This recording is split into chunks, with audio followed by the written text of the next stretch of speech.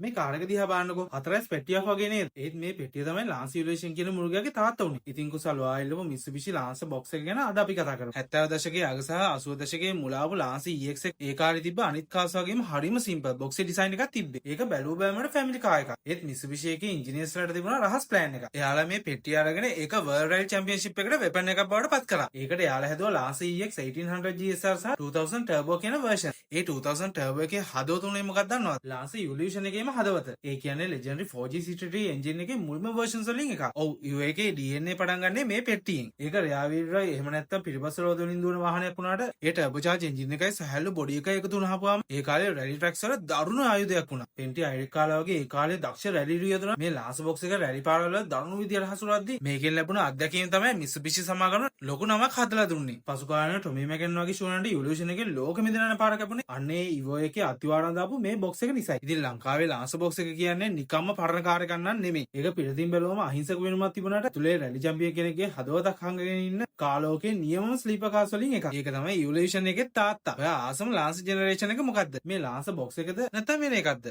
Comment එකකින් කියන්න. බාහිර ලෝකේ මේ වගේ හැංගිච්ච හීරෝස් වගේ තව දැනන්න අපේ පේජ් එක ෆලෝ කරන්න.